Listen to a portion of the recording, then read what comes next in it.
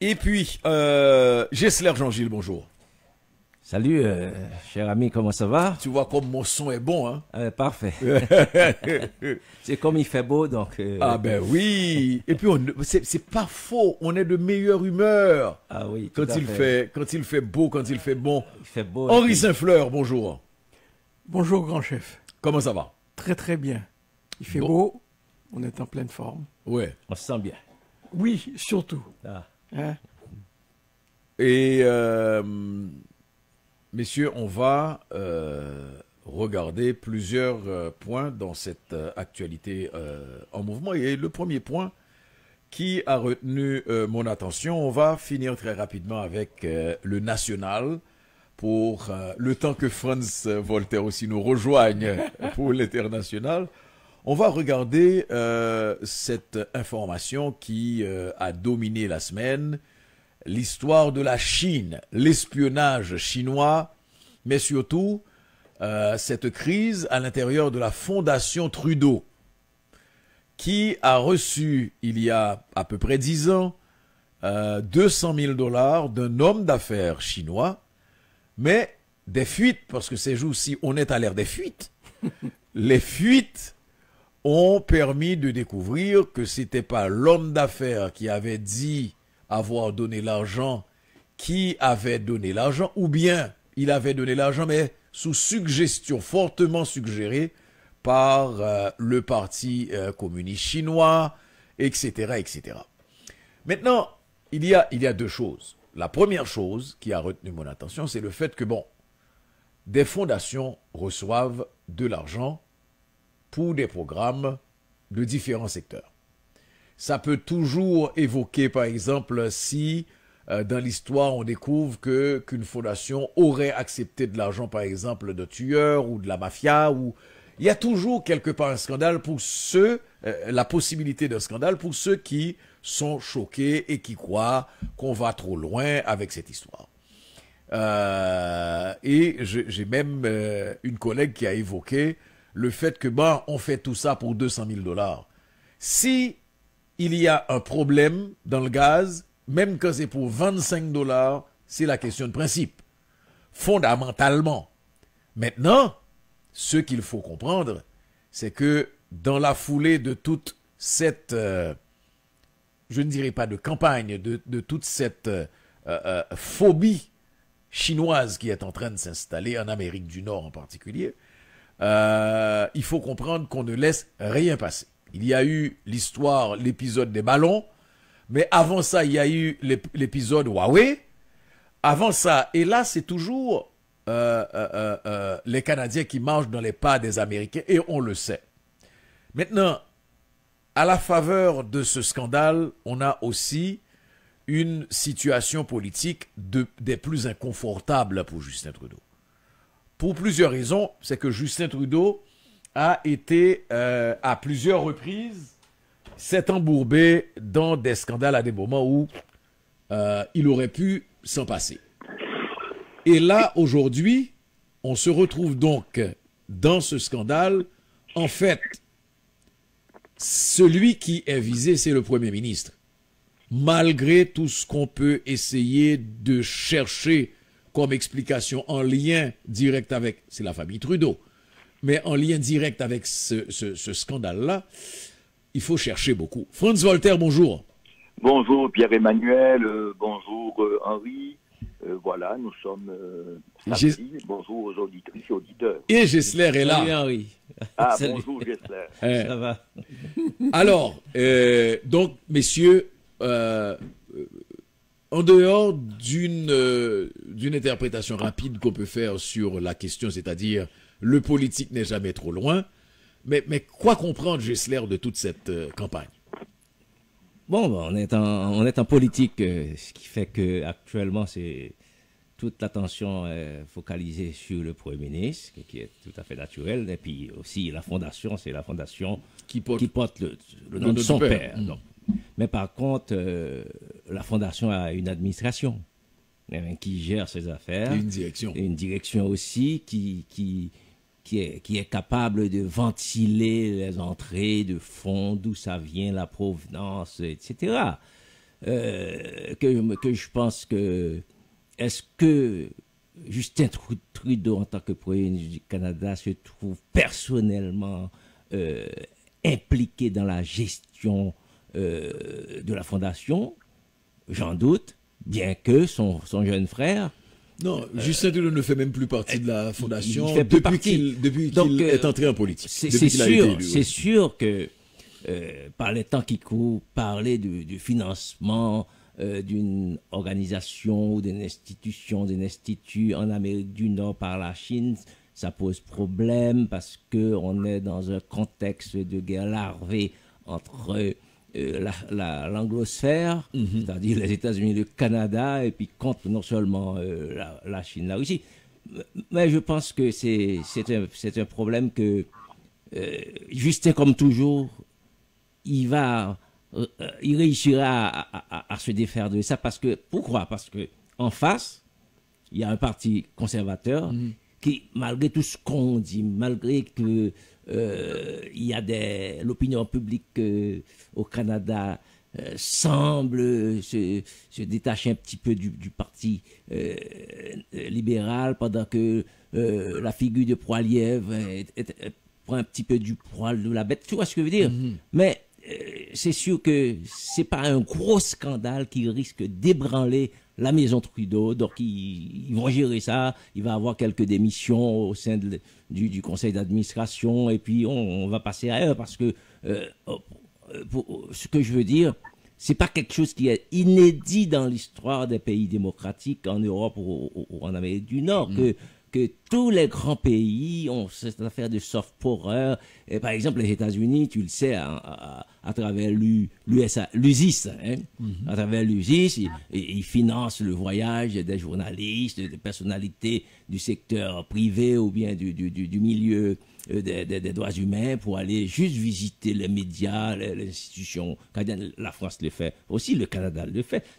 Tout ça, c'est juste pour maintenir un certain, comment on dit ça, contact avec la société civile surtout.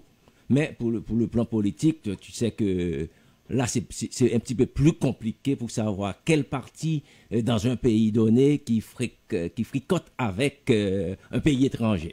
Donc, c'est tout ce que je peux dire, mais c'est pas la mer à boire. Franz Voltaire, on est dans la foulée de ce scandale, entre guillemets, de les 200 000 $ de la Fondation Trudeau qui ont provoqué la démission en bloc de quasiment toute la Fondation, conseil d'administration. Mais la direction aussi, la directrice a démissionné. Oui, mais la direction, le conseil d'administration, parce que mais c'est ça. En fait, c'est eux qui sont les premiers responsables. Ils ont dû déjà payer, rembourser 140 000 $, je crois. Il y a aussi le fait que ce type de scandale arrive au moment de conflits potentiels, de conflits réels entre la Chine, le Canada et les États-Unis. Ça, il faut comprendre le contexte.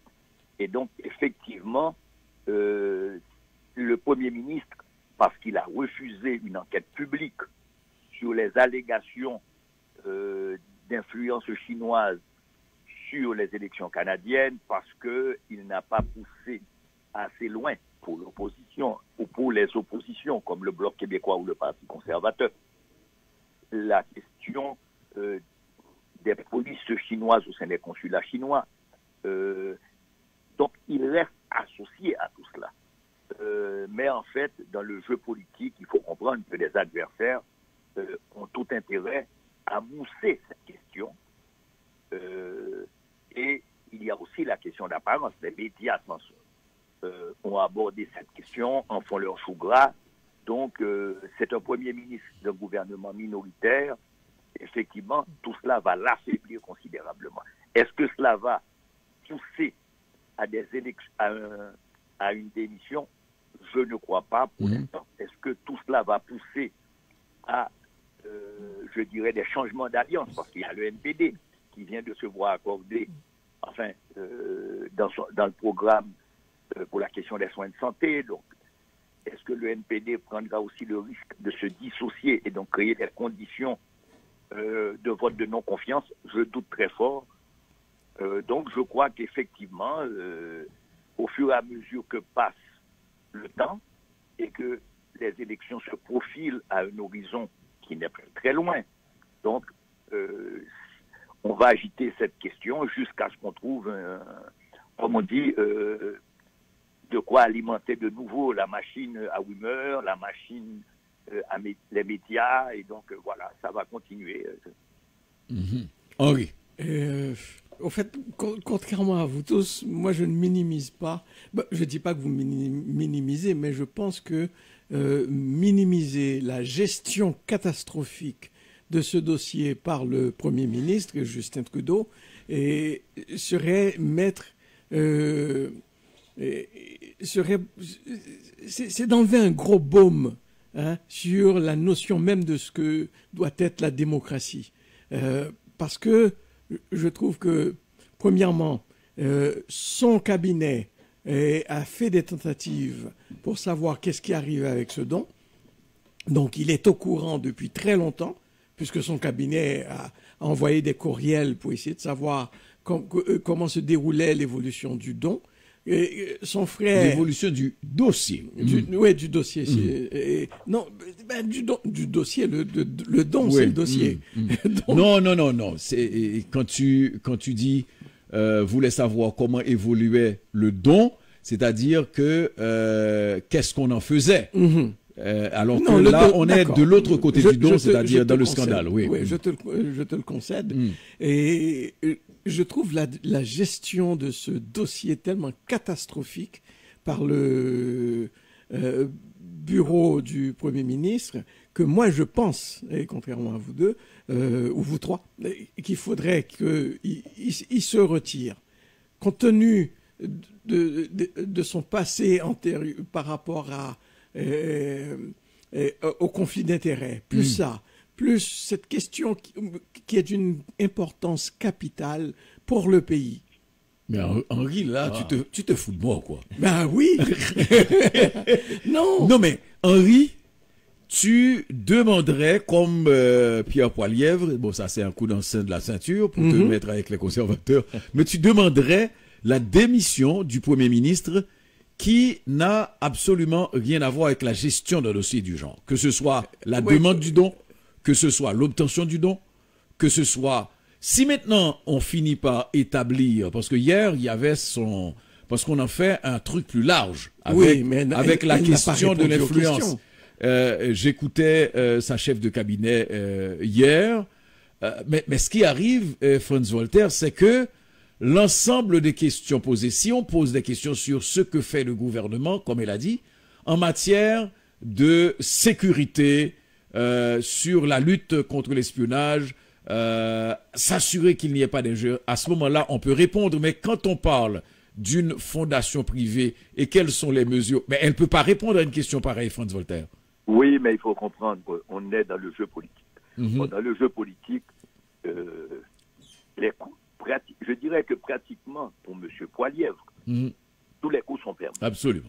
Bon, parce que M. Poilievre doit s'afficher comme une sorte de responsable et de façon irréductible responsable d'être anti-chinois. Bon. Il se trouve que ces dons viennent de la Chine. Et c'est là le problème, parce que si ces dons venaient d'ailleurs, peut-être on n'aurait pas ce genre de problème, parce qu'à aucun moment, je ne crois qu'on a parlé de mismanagement, on a parlé non plus d'utilisation frauduleuse de ces fonds. Donc, il s'agit effectivement, au moment où il y a un affrontement idéologique, au moment où se dessinent des grands affrontements autour de la Chine définie comme, je dirais, le rival stratégique de l'Occident, c'est tout discours, toute attitude prête à débat, et on l'a vu mais récemment en France, c'est-à-dire le discours de Emmanuel Macron par rapport à Taïwan, ça a attiré la foudre de tous les premiers ministres polonais, X, Y, Z intervient. Donc ça, c'est le jeu politique normal. Est-ce que cela va conduire à une chute du gouvernement? Je doute très fort, parce que tant que le gouvernement maintient son alliance implicite avec le NPD, je doute très fort que M. Trudeau démissionne. Et je pense qu'il va essayer de laisser l'été s'en vient, que s'il arrive à passer l'été, bon, ben, au retour du Parlement, on sera rendu à autre chose. Moi, je pense que le dossier a beaucoup moins de valeur sur le plan politique que sur le plan médiatique. C'est-à-dire, sur le plan politique, c'est sûr que les partis politiques vont faire flèche de tout bois pour tenter de déstabiliser et Trudeau, mais il n'y a pas tellement de matière. Par exemple, par rapport à l'ingérence supposée de la Chine dans la vie politique et démocratique du Canada, ça avait encore plus de force, plus de pouvoir. Mais par contre, au Canada, ces jours-ci, tu vas voir que tous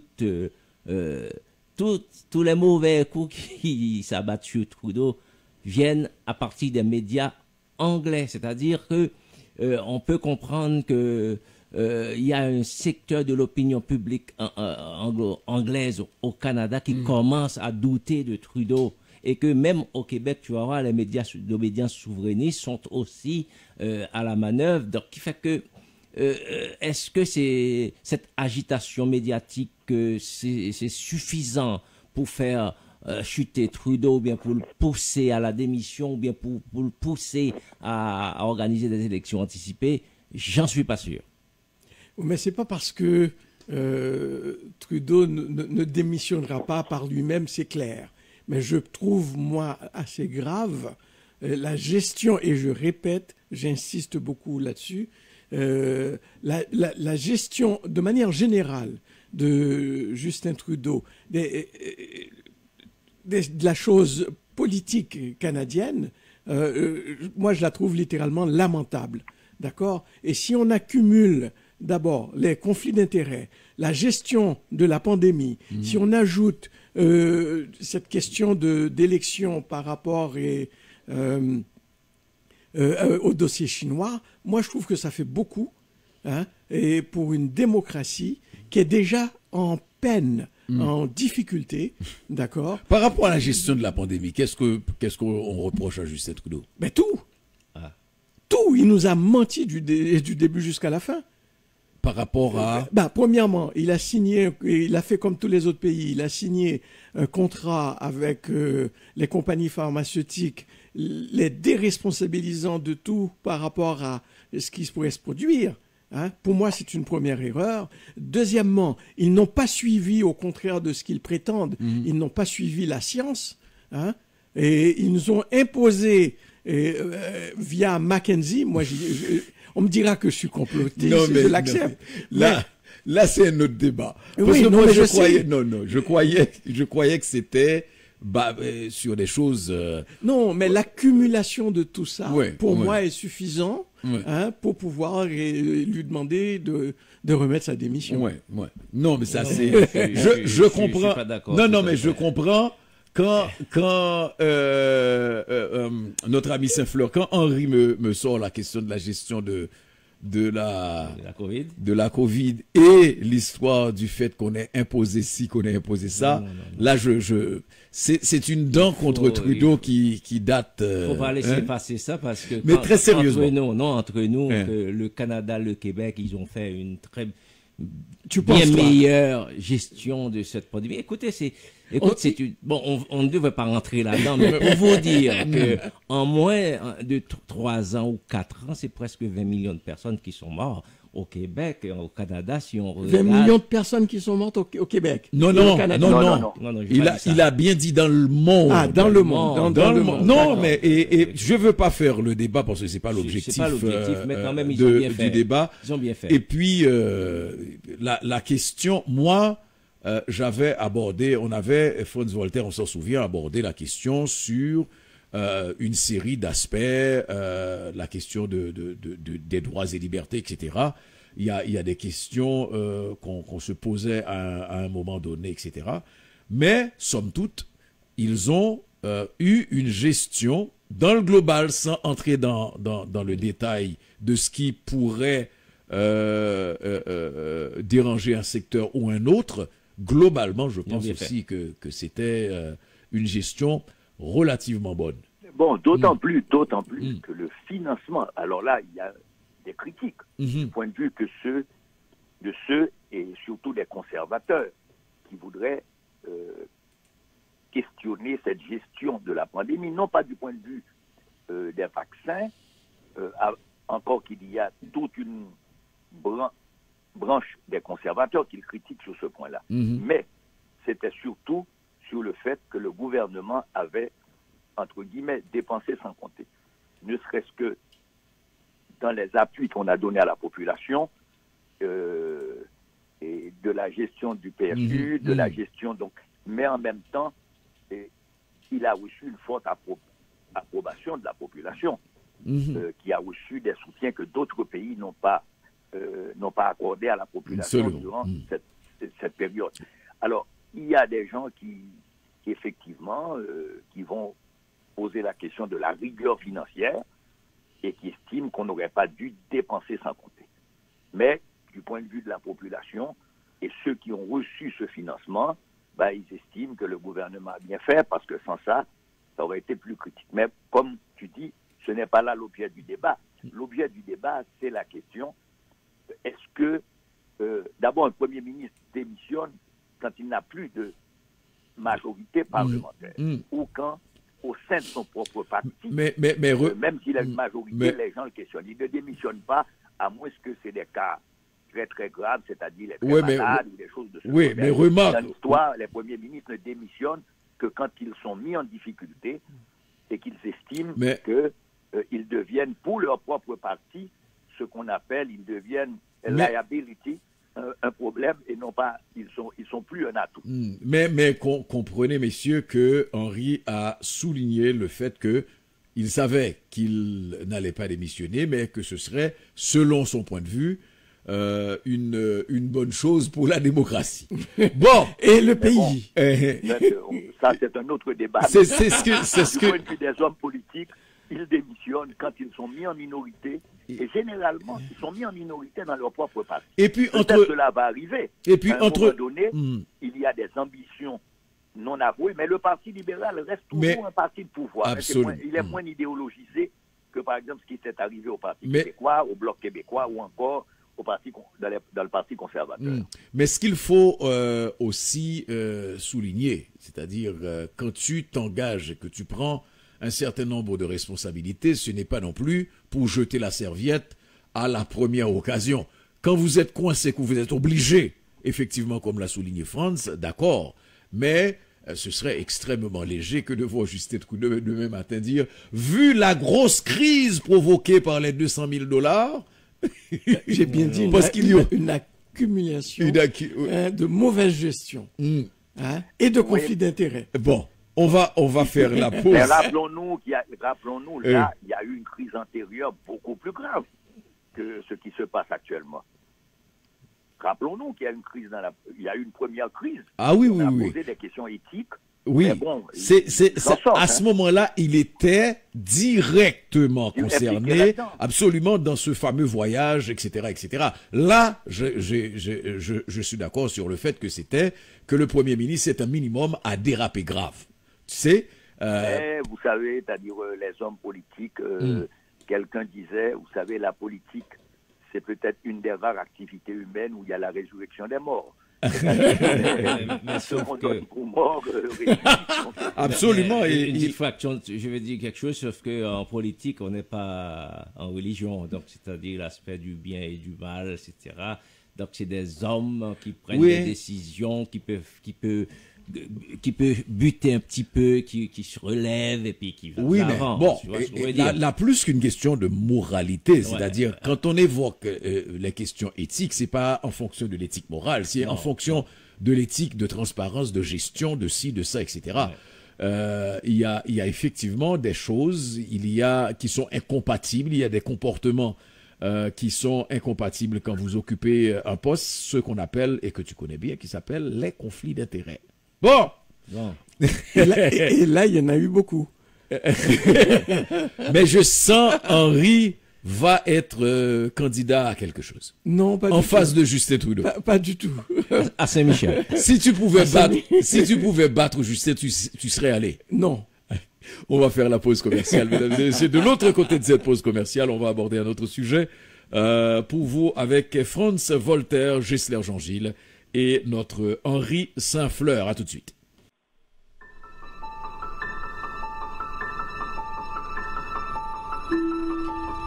Les enfants, le travail, les transports, on court, on se bouscule, on se salit, on s'insulte. Arrêtez tout. Le samedi vous fait grâce. Musique, littérature, sport, cinéma, analyse et commentaires, l'information sous toutes ses coutures, avec Jean-Ernest Pierre et son équipe, tout à meilleur goût le samedi. Grâce matinée, votre petit plaisir du week-end.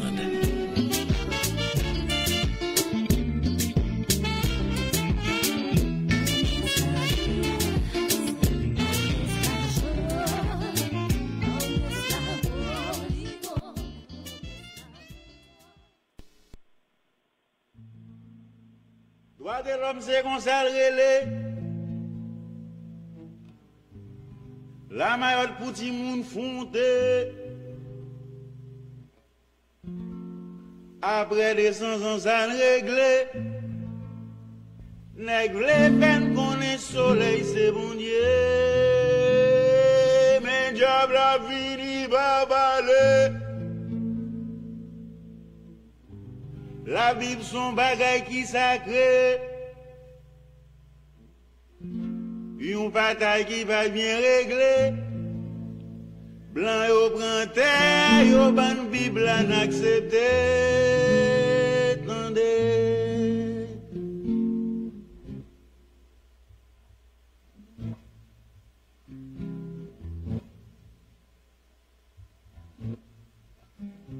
Femme tiron profil en travail là, chef maître yo, l'encosement idéologique yo, chef frère yo.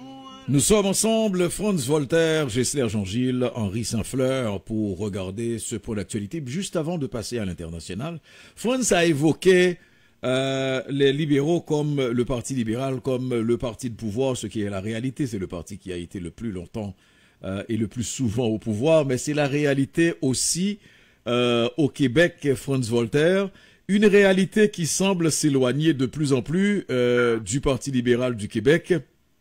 Et dans la foulée des 20 ans de l'élection de Jean Charest, il y a toute une réflexion qu'on demande à ce que le Parti libéral du Québec fasse. Une période charnière pour le parti parce que les élections du 3 octobre dernier ont été un véritable électrochoc et on croit qu'aujourd'hui, d'autant qu'on est de l'autre côté de la fronde qu'on préparait et qu'on avait servi d'ailleurs à Dominique Anglade, il est temps maintenant que le parti entame une véritable réflexion en profondeur.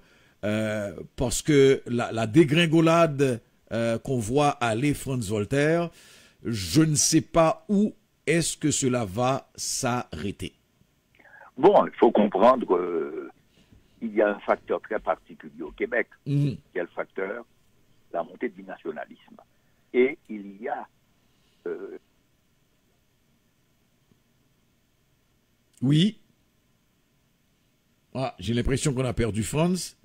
Alors, oui. Comme tu as dit, que dans le sillage de France, il y a une montée du nationalisme au Québec qui ne joue pas en faveur du Parti libéral, qui prône plutôt un régime de type libéral, basé sur la liberté individuelle, le respect de tout ce qui constitue l'essentiel de la population du Québec, sans exclusion aucune, et que le Parti québécois a connu ces mauvais moments aussi, ce qui fait qu'il a été pris venu à la rescousse par la CAQ, la CAQ qui prône un nationalisme, un Québec à l'intérieur du Canada, donc qui fait que la CAQ va puiser un peu partout dans le reste du pays, surtout dans la région de Québec, des gens qui sont foncièrement conservateurs, qui fait que quand vous mettez ensemble le PQ, le parti, la CAQ et puis même le Québec solidaire, tu trouves un vote nationaliste autour de presque 80 ou 85%. Pour cela, le Parti libéral du Québec doit faire une autocritique sur qu'est-ce qui s'est passé. Mais le fait qu'ils soient aussi nombreux peut servir aussi le Parti libéral. Mais on va revenir là-dessus. Franz Voltaire était en train de développer quelque chose. Oui, Franz. Bon, je dirais qu'il y a peut-être 3 éléments qu'il faut considérer. La montée de la CAQ, qui, du point de vue de la politique économique, dont la politique économique plutôt est semblable à celle du Parti libéral. Pour entreprise, pro-privatisation, et d'un autre côté, le parti de la CAQ a rogné sur l'électorat du Parti québécois, qui est réduit aussi à une peau de chagrin, en mettant en avant qu'il est un parti nationaliste, en puisant dans le vieux fonds nationaliste québécois, qui va, depuis l'époque de Duplessis, un nationalisme aussi plus moderne, dans le sens où ce parti se présente comme défenseur de l'identité québécoise. On le voit dans tous les discours de M. Legault. Et on le voit aussi, rappelons-nous les dernières déclarations de M. Legault. Des journaux en ont fait les choux gras, mais c'est kiff-kiff avec la position de son ministre de l'Éducation, Bernard Drinville, sur la question de la prière dans les écoles. Je regarde sur les médias sociaux, on voit effectivement que énormément de Québécois, comme on dit, de souche, appuient ces mesures. Donc, M. Legault va trouver l'électorat et essaie de le caresser dans le sens du poil. Donc, le Parti libéral en est réduit à un parti de Montréal. C'est un des problèmes majeurs parce qu'il faudrait redéfinir toute une nouvelle politique. Et je pense que dans les régions, les gens voient la CAQ comme un atout puisque il ne prend pas ce que le Parti québécois appelait le beau risque d'un référendum. Donc, et à mon avis, le parti de la CAQ joue plutôt face à Québec solidaire, qui a aujourd'hui, avec ses 12 députés, est reconnu comme tel, troisième opposition, et monte sa campagne face au parti, à Québec solidaire, en disant, voilà, ça c'est les socialistes, blablabla, mais le Parti libéral doit se redéfinir s'il veut subsister comme un parti important et non simplement comme le porte-parole des minorités montréalaises. Mais sauf que, excuse-moi, je vais passer la parole à Henri, que le Parti libéral se trouve dans un dilemme. Comment se défaire de ces habits traditionnels pour épouser une politique presque nationaliste et identitaire? Donc, est-ce que, parce qu'il ne faut pas oublier non plus que le Parti libéral avait son côté nationaliste. On ne peut pas oublier la gestion de Bourassa. C'était jamais du nationalisme ou bien autonomiste, comme le dit Legault, ou bien indépendantiste, et plus grave, identitaire, parce que il y en a qui dérapent vers l'identitaire avec toutes les conséquences aussi que ça peut avoir. Ouais, c'est ce que je voulais dire, c'est que vous savez que dans l'esprit il faut certains, une reconversion, une reconversion, plus qu'une question. Mais comment il va concilier cette nouvelle approche de comment on dit ça, de comment approcher l'électorat hors Montréal? Mais c'est ça. Comment, sans renier ses propres. Non, le nationalisme n'est pas. Non, le nationalisme n'est pas la seule arme Ce qu'on reproche au parti, ce n'est pas au Parti libéral, ce n'est pas un discours antinational. Il n'y a pas de discours antinational.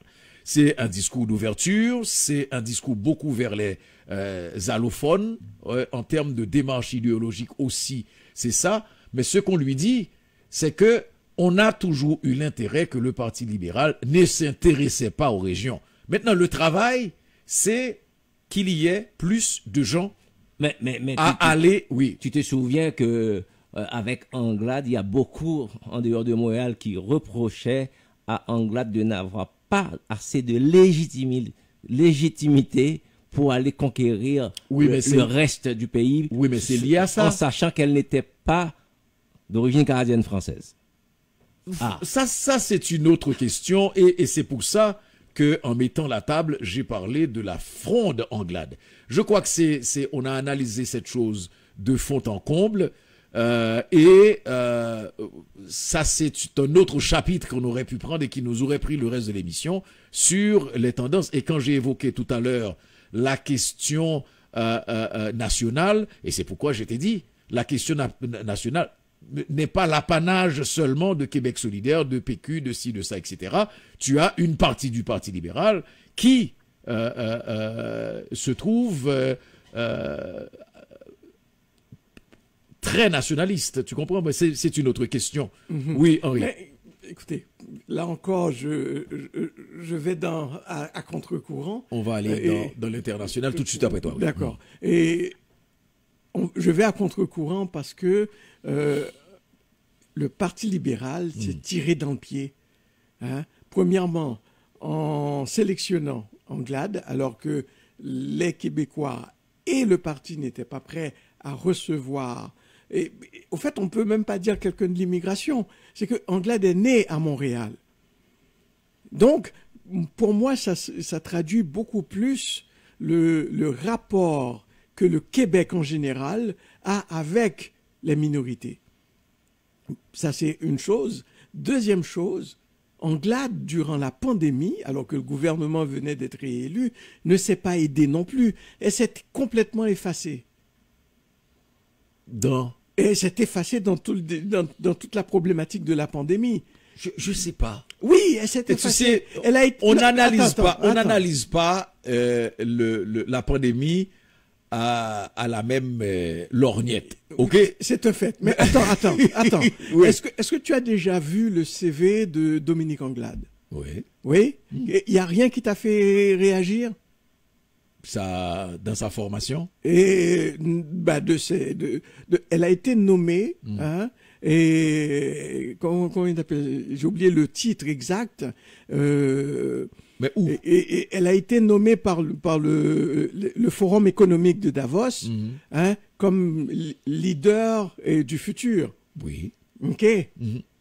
Alors, comment va-t-elle aller à l'encontre de ce qui a été mis en place par la pandémie quand, au départ, elle fait partie du même consortium? Henri, non, ok. Non, mais arrêtons ça. Non, Henri, non, je vais te dire, et c'est pour ça que je t'ai dit qu'on n'a pas regardé la pandémie à partir des mêmes, avec les mêmes yeux ni les mêmes lunettes. Oui. Parce que Dominique Anglade, justement, a fait. Est-ce qu'elle aurait pu faire mieux? On peut toujours faire plus et mieux. Mais elle a damé le pion au gouvernement quand il fallait être d'accord sur certains points, oui, mais elle a damé le pion, elle a mené le dossier, etc., d'assez bonne manière. Ce n'est pas le fait qu'elle n'ait pas qu'elle n'ait pas remis en question la vaccination des gens et l'obligation. Je parle pas de vaccination, je parle de pandémie. Je parle de pandémie.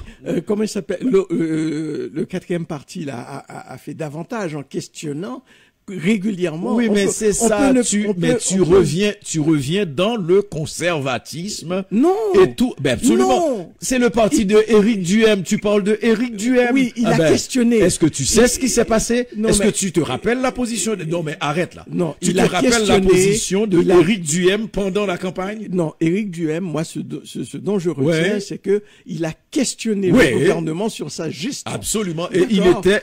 Mais comme le gouvernement s'est arrogé le droit de faire taire tous les critiques et les médias et les grands médias se sont joints au groupe. Donc, et finalement... Je vais te dire, Henri, par rapport à cette gestion de la pandémie, l'avenir a prouvé. Peut-être que l'avenir, demain matin, j'aurai 2 cornes, Franz Voltaire aura 3 cornes, et tu n'en auras pas. Ok? Oui, tout à fait. Et, mais ce que l'avenir, pour le moment, ce que ça nous a prouvé, c'est qu'il y avait des gens qui mouraient comme des mouches et qu'on a fini par gérer ça. Maintenant, est-ce qu'on prévoyait un génocide, un grand truc mondial, etc.? C'est possible. Mais pour le moment, c'est que l'hémorragie a été minimalement, très fortement et presque totalement jugulée. Okay. C'est une autre histoire. Maintenant, parlons de Donald Trump. Oui, non, on traverse dans l'international. Non, on traverse dans l'international. Alors, on regarde cette actualité internationale avec Donald Trump. Messieurs, dommage que Jean-Ernest ne soit pas là. Quand on dit, parce que là, on parlait aussi des idiosyncrasies en région, etc., et toutes les tares qu'il y a, le fonds de commerce, dirait Henri, auquel Dominique Anglade a dû faire face. Quand on dit que au-delà de Donald Trump, et c'est ça qu'il faut comprendre, le Trumpisme a existé avant Donald Trump. Et au-delà de Donald Trump, ça va continuer. Je vais vous dire une chose. Je vais vous rappeler une chose. Vous voyez, tout ce qui est en train de se faire, la convocation, la justice, les dossiers, etc. Chaque fois, parce qu'on disait que Donald Trump, j'aime dire que Donald Trump est téflon, rien ne lui colle. Et là, les chiffres qui ont été publiés aujourd'hui sont révélateurs. Franz Voltaire, Donald Trump a amassé plus de 34 millions de dollars en dons et plus de la moitié depuis sa convocation. Oui, et puis dans ce grand cirque, il est absolument à l'aise dans ce C'est un homme qui sait manipuler les médias en sa faveur.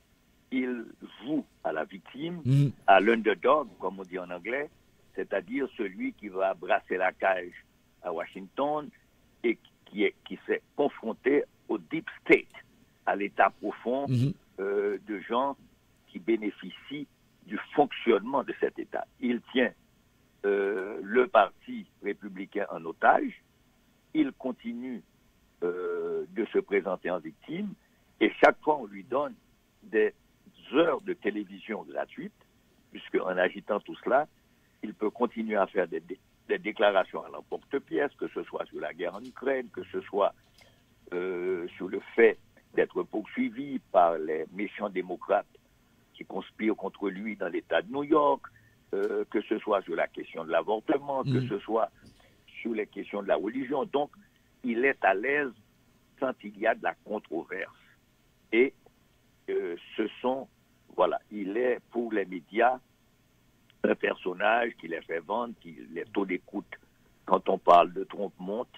Je rappelle que qu'il collaborait avec, à la radio aussi, Donald Cuccioletta, a publié au syndicat un petit livre extrêmement intéressant sur le populisme de Trump.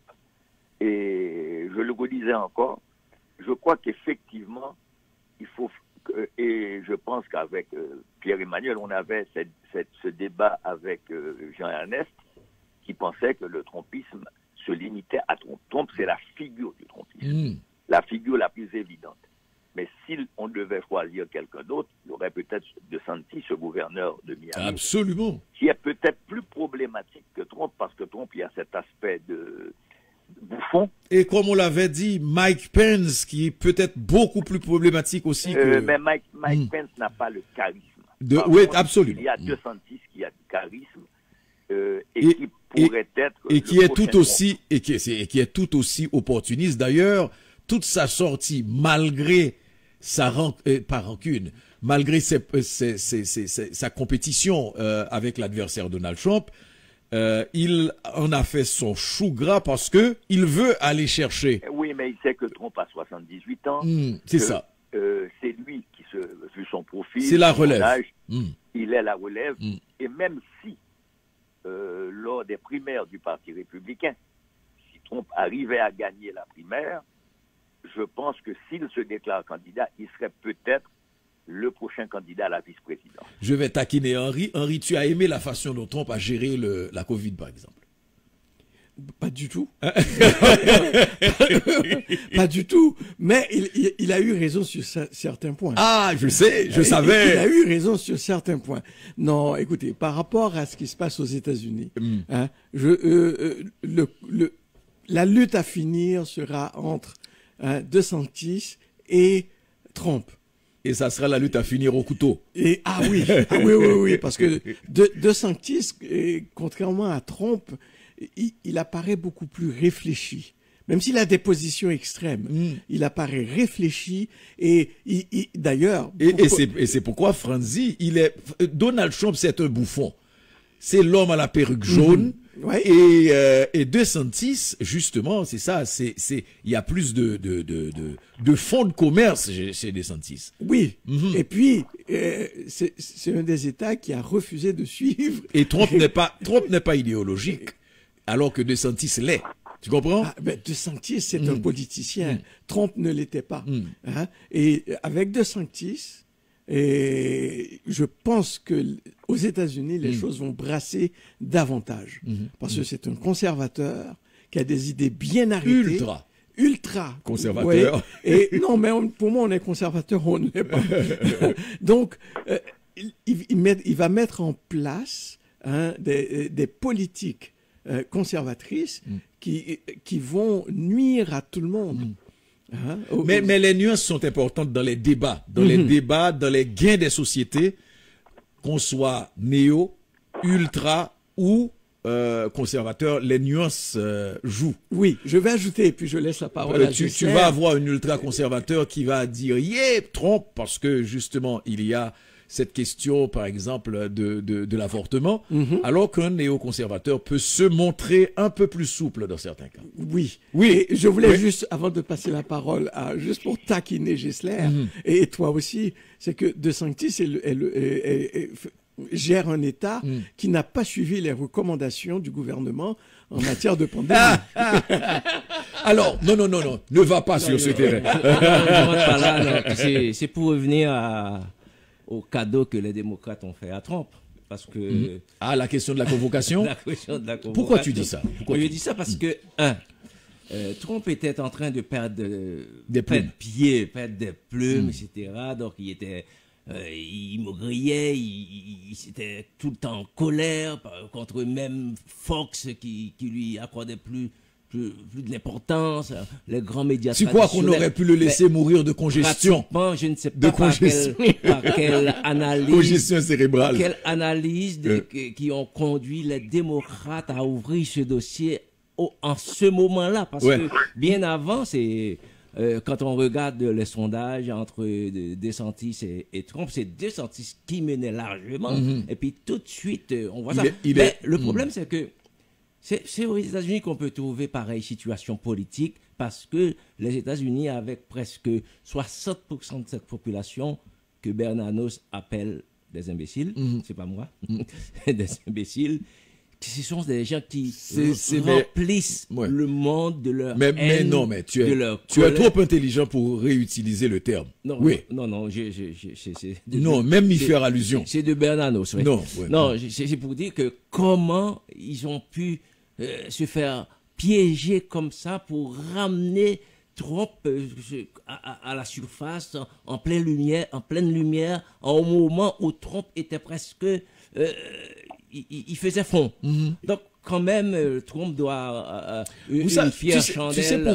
Tu sais pourquoi je dis que tu es trop intelligent pour me faire ça, c'est-à-dire réutiliser certains termes qui sont inacceptables. C'est que il faut comprendre aussi ces 60% qu'une certaine intelligentsia va qualifier d'imbéciles ou de choses. Il faut comprendre que ce sont des gens qui aussi, dans beaucoup de cas, ont été laissés pour compte. Ce sont ces gens-là qui vont absolument frustrés, laissés pour compte, considérés comme l'État ne s'occupe pas d'eux. Et dans certains cas, tu as eu une dynamique de modernité, de mondialisation, qui les a laissés derrière aussi. Mais ça, c'est un autre débat. C'était juste fixé par rapport à ça. Mais on revient sur ce que tu disais. Ouais, je disais que quand tu as 60% de la population d'un pays qui sont d'abord contre les institutions démocratiques, ils sont contre la démocratie, ils sont contre... Je trouve que c'est beaucoup en disant 60%. Ils sont pareils. Sur 360 millions d'habitants, et tu vas trouver, regarde aux dernières élections, presque oui, mais 90, attention, moitié à la limite, mais pas 60%. Et ceux qui n'ont pas voté. Ouais. Donc, c'est-à-dire pour vous dire que Trump, là, il est là, il trône sur un trésor de guerre de presque 100 millions de personnes, et que il est en train il remonte là, il refait surface. Mais c'est DeSantis qui vont payer, qui va faire les frais. Mais Franz, par rapport à cette histoire, je vais revenir à notre Henri Saint-Fleur tout de suite, mais on ne sait pas aller pendant toute la semaine, ça suffit, laisse-moi parler aux autres. Franz, je voudrais soulever une chose par rapport à ce qu'a dit Gessler sur le fait que qu'est-ce qui leur a pris aux démocrates d'y aller avec cette convocation, etc. Moi, différemment, je crois que il y a un élément que notre ami Gessler a occulté. Ce n'est pas une démarche politique. C'est une démarche judiciaire. Ça, c'est la première chose. Mais la deuxième chose que je pense qui est essentielle là-dedans aussi, si on veut participer d'une déconstruction du mythe du personnage, quand je ne dirais pas tous les moyens sont bons, mais... Je prendrais autrement. Non, mais ça c'est déjà un élément, c'est-à-dire qu'il y a un ensemble d'accusations qui sont portées, il y a un ensemble de dossiers qui sont soulevés par rapport à l'individu lui-même. Franz Voltaire, on va faire la pause commerciale. On fait la pause commerciale. De l'autre côté de la pause commerciale, messieurs, on revient. Retenez votre souffle, on revient avec le dossier Donald Trump. Right? Vous avez un projet pour vous ou pour un...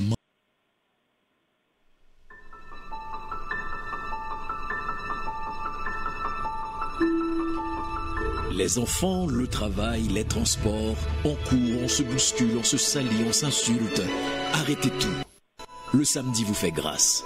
Musique, littérature, sport, cinéma, analyse et commentaires, l'information sous toutes ses coutures, avec Jean-Ernest Pierre et son équipe, tout à meilleur goût le samedi. Grâce matinée, votre petit plaisir du week-end.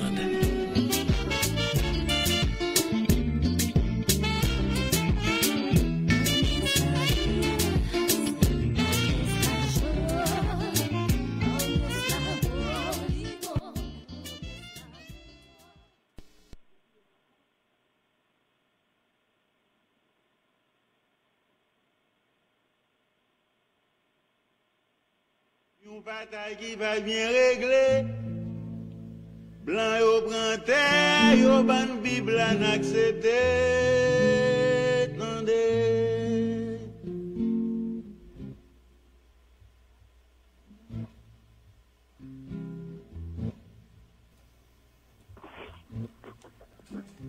Femme tiron profil le travail là. Chef météo.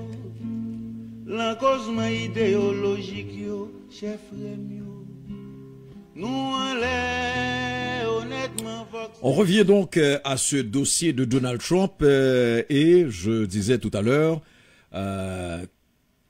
que j'avais un problème avec l'approche de Gessler qui lui croit que les démocrates auraient dû attendre, que les démocrates ont brûlé une carte importante avec cette convocation.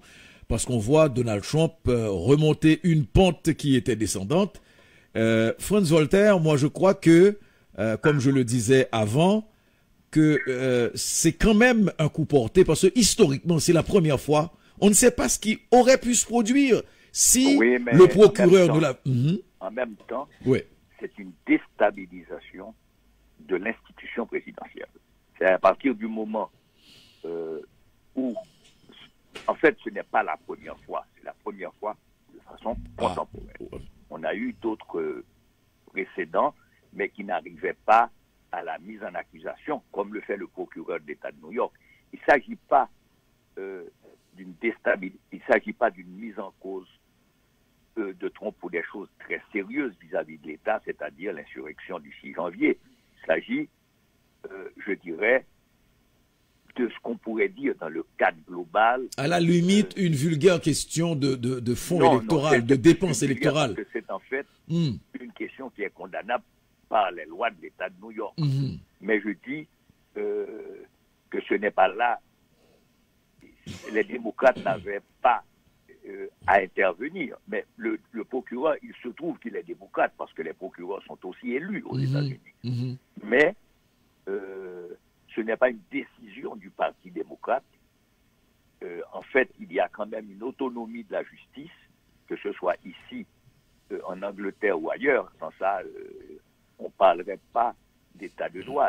L'arbitrage n'est pas fait par le Parlement, l'arbitrage n'est pas fait par le Sénat. L'arbitrage, c'est au niveau des tribunaux que se fait l'arbitrage. La question d'influence des tribunaux, c'est que la nomination des juges est une nomination qui vient des gouvernements. Donc, moi j'aime prendre l'exemple. Le procureur, lui, il avait cette marge d'autonomie pour poursuivre ou ne pas poursuivre dans l'immédiat. Mais il a décidé de poursuivre.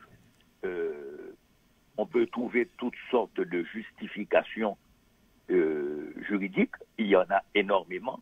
On peut aussi trouver des explications politiques, comme Trump dans ses discours. Et puis c'est-à-dire parce qu'il se trouve que le procureur, il est démocrate. Et puis, bon, des fois, il y a aussi... C'est un noir. Donc, c'est-à-dire tout cela vient ajouter, pour les partisans de Trump, à la crédibilité de l'accusation. Parce qu'ils disent, vous voyez bien, ce sont... Non, mais c'est simple. C'est simple. Donald Trump lui-même l'a dit que le procureur était raciste. OK? Oui. Au point où on pensait, parce que c'est quelque part une attaque aussi, une menace contre le procureur. On n'a pas eu de suite par rapport à ça, mais ça, c'est une autre question. Mais pour revenir, moi j'aime prendre cet exemple dans l'histoire sur le fait que tu avais beaucoup de dossiers contre quelqu'un comme Alphonse Capone, ok, Al Capone, et c'est une question de chiffres comptables, tu sais, qui va le faire tomber. Ah oui, il y a des choix, mais il y a des choix aussi. Tu as l'homme et son combat. Est-ce que le procureur estimait qu'à ce moment-là, il fallait que, par rapport à l'histoire, il fasse sa part? Et c'est là où je dis, ce n'est pas certainement pas un choix de parti parce qu'on a entendu tellement de critiques. Est-ce que le moment d'aller à Taïwan, par exemple, alors qu'il y avait beaucoup de menaces, quand Nancy Pelosi a choisi de le faire, ok? Est-ce que c'était le meilleur moment dans un contexte de forte tension? Non, d'ailleurs, on a essayé de la dissuader. Ah ben c'est ce que je te dis, mais c'est là on est dans la provocation. C'est un homme et son combat aussi. Ouais. C'est dans le cas de Pelosi, c'est une femme et son combat. Oui. L'actuel président de la Chambre des représentants aux États-Unis est allé rencontrer la présidente de Taïwan parce qu'il est de bonne guerre. On est en politique là. C'est là, tu dis le président de? Il a rencontré la présidente de Taïwan. Ah oui, il a reçu, mais il n'a pas fait le voyage. Il n'a pas fait le voyage. Parce qu'elle était sur le territoire américain. Elle est en campagne. On aurait pu aussi changer la route parce qu'en fait, la présidente de Taïwan, c'est des escales qu'elle a fait aux États-Unis. Elle n'est pas venue en visite aux États-Unis. Parce qu'en fait, sa visite, c'était au Honduras ou au Guatemala, qui sont les deux derniers pays avec Haïti dans les Amériques qui reconnaissent encore Taïwan. Et Honduras qui a décidé... Honduras, c'est le Salvador. C'est le Salvador, oui, parce que le Honduras a décidé de tourner le dos à Taïwan, absolument, et de collaborer avec la Grande Chine. Oui. Moi, je pense que Alvin Bragg, le procureur, place ses pions pour le futur. Et il ne va pas l'avouer, mais je pense qu'il aspire à autre chose que d'être procureur. Celui qui a affronté Donald Trump. Ben voilà. Donc il fait son tini. C'est un point de vue, oui, c'est un point de vue intéressant. De manière à ce que et maintenant, puisque tout le monde parle de lui, donc Le jour de cette convocation, d'ailleurs, on a parlé pendant la journée un peu plus de lui que de Donald Trump. Tout à fait. Donc, il a placé, à mon avis, hein, il a placé ses pions, et il a mis en marche sa lente ascension peut-être à la présidence. Moi, je dirais que pour revenir à toi, Mano, tu as abordé la question sur un angle judiciaire. Alors que moi, je voyais ça sur un petit côté politicien. Mais moi, je me pose la question, qu'est-ce qui empêche à ces 100 millions d'Américains qui sont favorables à Donald Trump de comprendre la convocation comme une provocation des démocrates? Et c'est là l'enjeu de toute la question va se dérouler autour de la perception de ce, comme quoi, de persécution de leur idole. C'est-à-dire que ça a à peine commencé. Mais tu oublies que tu es dans le fanatisme. On est dans le fanatisme. Oui, tu es en plein fanatisme. Et qu'il faut rappeler, Gisler, qu'au 19e siècle, dans ce pays que sont les États-Unis, d'ailleurs ils portent bien leur nom, ils n'ont pas un nom particulier comme le Canada ou comme Haïti. Le Mexique, pour parler de pays avec de fédération. Ce sont les États-Unis. C'est-à-dire il y a dès la formation du pays une sorte d'autonomie perçue. D'ailleurs, il y a eu une guerre civile. Mais il y a eu aussi au 19e siècle un parti qui s'est intitulé No Nothing. C'est-à-dire un parti qui a failli arriver à la présidence et qui se définissait comme le parti de ceux qui ne savent rien face aux élites. Donc, il y a des traditions de populisme aux États-Unis qui sont enracinées dans l'histoire américaine. Donc, il ne faut pas non plus penser que dans toutes les zones de la Bible Belt, c'est-à-dire de la ceinture biblique, il y a tous ceux qui pensent qu'effectivement, même si Donald Trump ne correspond pas, je dirais, comme personnalité, à l'image qu'on a d'un chrétien. Mike Pence est devenu vice-président parce qu'il offrait cet aspect-là. Et Donald Trump, comme on dit, les voies du Seigneur étant impénétrables, donc le Seigneur a peut-être choisi, dans leur perspective, un personnage comme Donald Trump pour défaire cette mainmise d'élites qui ne sont pas dans leur perspective vraiment américaine, c'est-à-dire cette coalition de catholiques, de noirs, bien qu'ils rejoignent aussi les conservateurs catholiques. Mais il y a cette vision que Donald Trump était celui qui a choisi, peut-être l'élu qu'on a choisi pour assurer cette transition. Et là, on est dans le domaine de la représentation, on est dans le domaine de l'imaginaire, et ça, c'est extrêmement difficile à combattre. C'est pas par la raison que vous allez convaincre ces gens qu'ils se trompent, parce qu'ils vivent ça comme la foi. D'ailleurs, on l'a vu à peine, parce que ce qu'on lui, comme crédit pour les secteurs conservateurs, c'est la nomination des juges. Il se trouve par une sorte de conjoncture favorable, alignement des étoiles, appelez-le comme ça, il a pu nommer et donner aux conservateurs une majorité à la Cour suprême, mais pas seulement, dans la domination de juges dans les différentes cours fédérales. Et donc là, c'est là, pour les conservateurs, sa grande victoire, parce que ça change pour une génération. Là. On a trouvé, regardez par exemple, le plus ancien juge de la Cour suprême, c'est Clarence Thomas. Écoutez, on a vu ses rapports avec les milliardaires, ses vacances payées, ses vacances invitées sur les yachts, sur les grandes propriétés. Et sa femme est aussi une lobbyiste pour les secteurs les plus conservateurs. Et pourtant, ça passe.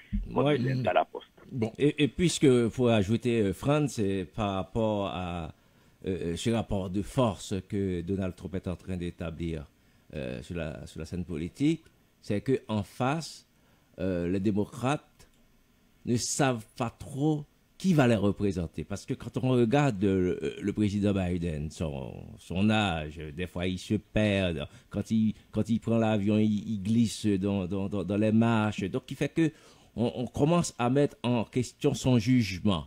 Et pendant ce temps, Kamala Harris, sa vice-présidente, ne brille pas comme on s'y attendait. Ce qui fait que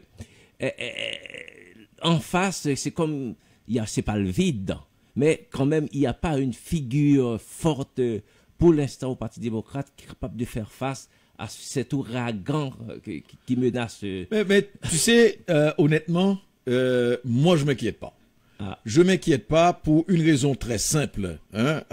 Henri, France, surtout, on était à des évaluations, à des discussions, au moment de la campagne à l'investiture, au moment de choisir un démocrate, etc. On faisait toutes les analyses possibles et imaginables sur Joe Biden, sur Joe Lagaffe, etc., etc., etc. Moi, je crois qu'il y a une série d'éléments, de paramètres qui vont alimenter ce qu'on appelle le cynisme de l'électeur, ok, et qui peut faire des différences notables. Est-ce qu'il y a une figure qui va émerger? Il y en a eu plusieurs pendant la dernière campagne électorale, et tu vas en avoir d'autres. C'est vrai que c'était une campagne de vieux. Côté républicain, c'était des vieux, et côté démocrate aussi. Mais il y a une émergence qui va se faire au fur et à mesure. Oui, Henri. Avant de passer à autre chose. Moi, je pense que Donald Trump va tasser tout le monde, comme il a fait antérieurement, et puis ensuite, il se présentera à la présidence. Et il va gagner? Et il risque de gagner, oui. Je suis moins sûr. Mais on va voir. On va voir. Voilà. Le temps le dira. Ouais, messieurs, on va regarder cette actualité. Dans l'international, il y a cette question chinoise, mais je pense qu'on en a assez parlé dans le national. Pour parler directement, pour traverser en Haïti et regarder une situation extrêmement grave. Bon, d'abord, avant toute chose, il y a cette tempête provoquée par la nomination par la Foire du Livre, le Nouvelliste. Et bon, c'est tout un comité, j'imagine, mais c'est l'initiative du Nouvelliste. Cette tempête provoquée par pas le parrainage, le terme propre me manque, où on a choisi d'honorer deux personnes à honorer. Il y a le jeune James l'intranquille, et il y a James Noël, l'intranquille, et il y a Prosper Avril, l'ancien général président Prosper Avril, à qui on a tellement de choses à reprocher. D'ailleurs, il y a une pétition qui est en circulation, signée déjà par plusieurs centaines de personnes, pour artistes, écrivains, etc., etc., pour dénoncer cet hommage rendu à Prosper Avril, et qui ont décidé qu'ils ne participeront pas à cette chose. Messieurs, vos réactions? Franz Voltaire. J'ai l'impression d'avoir perdu Franz. Bon, moi, cet aspect de la question, je l'ai pas suivi, donc tu m'apprends quelque chose, mais ce que j'ai à dire... Ça vient de sortir. Ce que j'ai à dire, c'est que le Nouvelliste, qui est le doyen de la presse haïtienne, 125 ans au minimum, a déjà dans son passé, très éloigné, eu de très grandes figures de l'intellectualisme haïtien dans ses rangs. C'est-à-dire que tu regardes qui était dans les colonnes de ce journal, tu dirais que certaines décisions, par exemple, d'honorer un auteur ou une personnalité politique ou bien du monde des arts ou de la culture, c'était quelque chose qui était vraiment soutenu par une démarche artistique, littéraire, tout ce que tu veux. Mais entre nous, regardez ce journal maintenant. C'est la composition, le personnel politique, la rédaction, c'est-à-dire que c'est devenu un quotidien de quartier, un quotidien communautaire. C'est pas le même prestige. C'est pourquoi que, quand tu me dis, il prend Prosper Avril, il n'y a pas longtemps, en 1990, ce que cet homme a fait à la tête du gouvernement militaire. Donc, tu ne peux pas me dire que Franz Duval et le Nouvelliste, qui sont les organisateurs d'une foire annuelle, une sorte comment on dit ça, de salon du livre, qui marche très bien, ils ne peuvent pas nous dire que ils ne savaient pas c'était qui cet homme-là. Cet homme qui, depuis François Duvalier, a théorisé plein de gens, qui était l'homme de confiance de François Duvalier, ce que François Duvalier appelait Prosper l'intelligent. Donc, comme vous dites, moi, je n'ai pas pris connaissance de ça, mais j'ai dit c'est une gaffe du Nouvelliste. Donc, c'est tout ce que j'ai à dire. Bon, et il y a toutes les réactions qui viennent avec. Il y a des gens qui ont réagi de manière plus personnelle. J'ai parlé de la réaction de l'ingénieur Habib Brun, bon. Qui avait été torturé, dit-il, par Prosper Avril. Il faut rappeler les prisonniers de la Toussaint, je l'ai rappelé, l'arrestation de syndicalistes, de militants politiques, etc., que nous avons à Radio Haïti appelé les prisonniers de la Toussaint, parce que c'était une fin de semaine de Guédé. Et ils sont à leur libération, ils avaient été présentés, le visage tuméfié, etc. Kaplume disait même avoir perdu une partie de son ouïe dans cette histoire. Donc il y a, ça c'est un élément, ça ce sont des éléments concrets, des gens qui ont vécu concrètement la chose. Ça c'est sans parler de la campagne contre les paysans qui avaient été victimes également, ou bien dans le plateau central, ou bien à Jean Rabel, etc. Donc il y a, comme a dit Habib Brun, d'abord il n'y a pas de pardon sans mea culpa, sans reconnaissance des faits. Reprocher. Et c'est trop facile, comme il a dit.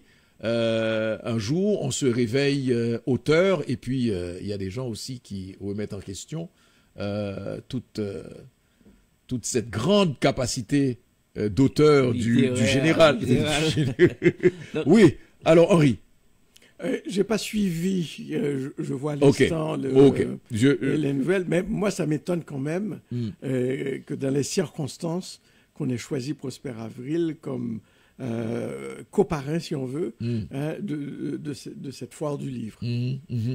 Mais ce qu'il faut comprendre aussi, et je sais pas si Franz est revenu entre-temps. Non, Franz a disparu. Alors, je suis là toujours. Est-ce que oui, non, c'est parce que tout à l'heure, par rapport à ce débat, et on t'a pas entendu, je t'avais dit la réaction. Tu as suivi le flot de réactions par rapport à cette histoire. Oui, je pense pas que j'ai rien à ajouter d'autre. Hein. Parce que ce qu'il y a dans cette réaction, et je comprends plusieurs personnes, parce qu'il y a eu en dehors du texte principal, il y a eu aussi d'autres réactions, d'autres commentaires sur les réseaux sociaux. Au-delà de la question de l'aspect répressif du régime de Prosper Avril qu'on a évoqué, il y a aussi... C'est inadmissible, et c'est inadmissible. C'est tout simplement inadmissible. On n'a même pas besoin de faire de grands débats. C'est inadmissible qu'on les choisit comme invité d'honneur. C'est inadmissible. Moi, je pense que c'est quelque chose qu'on trouve en France maintenant, un peu partout. Les prix littéraires ne consacrent plus le talent littéraire, la création littéraire, cette capacité de rendre l'émotion, de provoquer les gens. Bon, tu sais, on donne un prix à un personnage politique du monde des affaires, un peu partout, parce qu'il est connu, puis il est capable de ramener des sous par la vente. Et c'est même en France, un peu partout. Non, mais tu sais, je ne veux même pas aller sur le terrain de la qualité littéraire. Mais on est dans un salon du livre. Oui. On est dans un salon du livre. Donc, là, écoute, là. Oui, mais il n'est pas, c'est pas un écrivain talentueux, c'est un mémorialiste. Il a raconté ses histoires. C'est ça, exact. Et en plus, il a été même dans ses propres rangs de l'armée. Je pense que son collègue adversaire tout aussi bien, Himmler Rébu avait refuté un peu toute son argumentation. Oui. quelqu'un d'autre comme Gérard Salomon, qui a été officier, qui a été écarté de l'armée. Bon, mais ça va au-delà de cela. C'est-à-dire, je pense que ça montre aussi cette descente aux enfers du pays. Oui. Voilà. Absolument. C'est pas par hasard que tout ce qu'il y a de plus talentueux dans le pays a manifesté sa volonté de ne pas participer au Salon du Livre. Ouais. Bon. Qui n'est pas en Haïti un événement strictement littéraire, il faut le rappeler. Il faut, ouais. Oui, mais malgré son titre. Oui, c'est vrai. Non, ici, les salons du livre sont organisés par des littéraires ou des gens qui sont dans le milieu de la littérature. Ce n'est pas le cas en Haïti. Mais quand même, par rapport au passé de Nouveliste, le Nouveliste... Non, mais arrête là par rapport aux Nouvelistes. Mais ils ont pris la responsabilité sur eux-mêmes d'honorer un tortionnaire. Oui, non mais là c'est pourquoi j'allais te dire, mais quand tu me dis par rapport à le Nouveliste, on n'a pas besoin de remonter. Le Nouveliste a eu plusieurs périodes aussi où on lui a reproché des choses. Ouais, c'est vrai. Tu sais, déjà là, dans les débats qui se font sur les réseaux sociaux, depuis un certain temps, on critique le fait que le Nouveliste parle en première page de sport, d'anniversaire d'artistes, d'anniversaire de groupes, etc. Pendant tout le temps, remarquez, pendant tout le temps aussi, de la dictature des Duvalier, le Nouveliste parlait de politique internationale, parlait de n'importe quoi, mais n'a jamais abordé les questions internes. Et quels sont les liens avec l'administration actuelle? Mais depuis un certain temps, le Nouveliste fait la même chose, fait le mort par rapport à tout ce qui est reproché à cette administration. Et vendent dans certains cas des visites de ministres comme... et dit qu'ils étaient déchaînés contre Jovenel.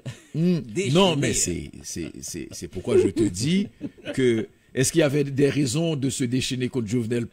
Aussi, oui. Mais pas déchaîné. On est dans un contexte un gouvernement qui fonctionne avec de bonnes décisions, de mauvaises décisions. Il n'y a pas à se déchaîner. Il y a à prendre acte, analyser, prendre le bon côté de certaines décisions. Mais ce que tu appelles déchaîné aussi, c'est une figure de style et à bras raccourcis. Le pauvre. Le pauvre. Bon. Je suis vraiment bien entouré. D'un côté, il y a le complotiste, de l'autre, il y a... et en bout de ligne, tu as le... Au secours, Franz. Ben, on va... messieurs, regardez la situation. Franz a parlé de descente aux enfers, mais c'est pas à peu près. D'abord, il y a le fait que chaque mois, ou chaque 3 mois, parce qu'on présente le taux de l'inflation aux 3 mois, là, on est quasiment dans la réalité à 200% de taux d'inflation. Évidemment, ce sont les secteurs de produits de première nécessité qui retiennent le plus l'attention. J'en discutais avec notre ami Thomas Lalim, docteur Thomas Lalim, et qui disait que pour ces produits-là, l'inflation galope de manière plus rapide.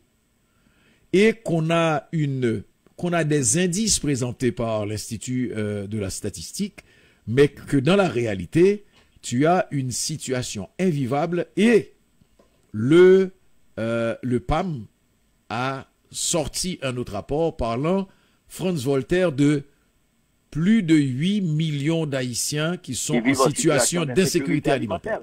Effectivement, l'alimentation en Haïti se réduit comme pour les oiseaux au picorage. C'est-à-dire aujourd'hui, les gens sont dans des situations où des millions de gens sont menacés par la famine, où les autres sont dans la dénutrition, et on est dans, je ne parle même pas des autres biens, ça, rien que les biens de première nécessité deviennent inaccessibles. Ce pays ne produit presque plus, et comme il importe, les coûts sont élevés, et la spéculation est élevée, parce que entre ce qui est affiché officiellement dans les statistiques comme prix des produits de première nécessité, il y a une énorme spéculation qui font que des produits deviennent de plus en plus rares, et ça touche tout aussi bien les derniers éléments de la classe moyenne. Donc tout le monde est touché. En plus, il y a une décapitalisation qui s'est faite au niveau des petits entrepreneurs, au niveau des professionnels, avec tous les enlèvements qui font que les gens ont dû payer des rançons. Écoutez, moi, j'ai mon ami Augustin qui est chauffeur à Paris, il a vu il m'a appelé l'autre jour, ils ont dû payer 200 000 $ pour faire libérer son neveu. Donc, cette décapitalisation touche non seulement les gens qui sont en Haïti, qui doivent payer pour les rançons, qui doivent payer une taxe pour pouvoir circuler, mais ça touche tout aussi bien la diaspora, qui doit envoyer des sous pour permettre de payer des rançons. C'est une économie d'extorsion qui s'est installée. Et c'est une menace dans le sens pour l'avenir même du pays, parce que les quelques rares professionnels qui restent encore, beaucoup partent. Certains partent de façon définitive, mais ils partent, ils espèrent trouver une autre vie ailleurs, s'assurer la sécurité pour leurs parents et leurs familles. Et ça me rappelle aussi les premiers départs de 1961 des professionnels haïtiens, des techniciens, des ouvriers qualifiés qui partaient fuyant à l'époque non seulement la dictature, mais aussi ses effets économiques.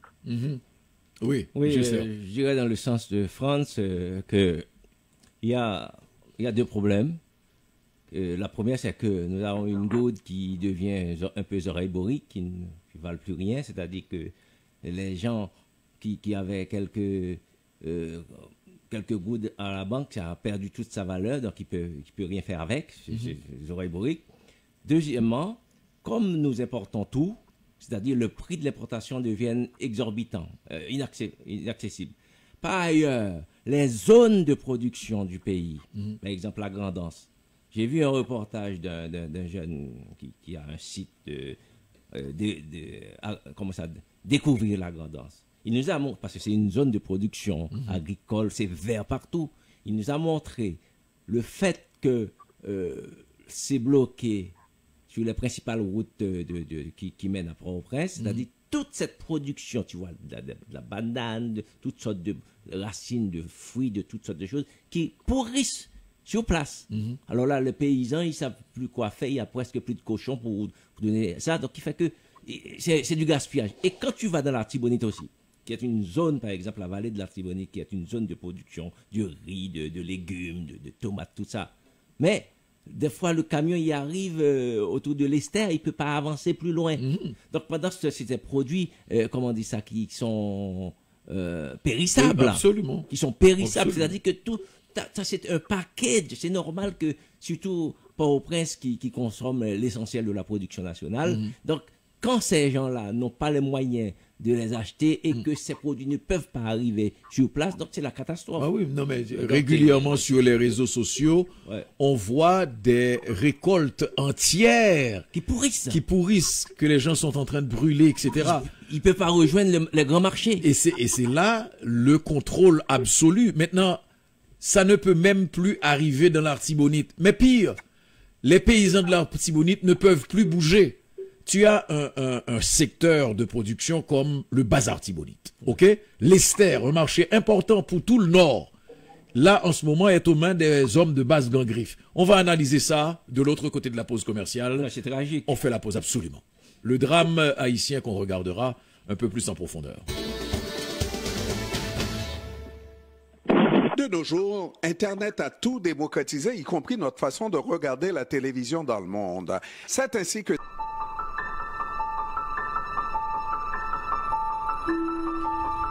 Les enfants, le travail, les transports, on court, on se bouscule, on se salit, on s'insulte. Arrêtez tout. Le samedi vous fait grâce. Musique, littérature, sport, cinéma, analyse et commentaires, l'information sous toutes ses coutures, avec Jean-Ernest Pierre et son équipe, tout à meilleur goût le samedi. Grâce matinée, votre petit plaisir du week-end.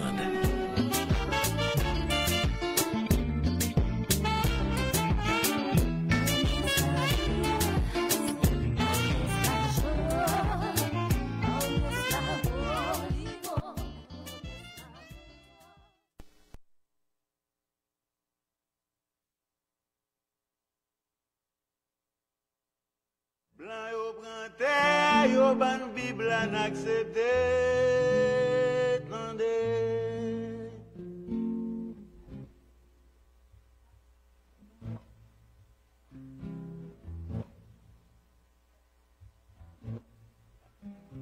Fais petit rond profil en travail là, chef maître yo.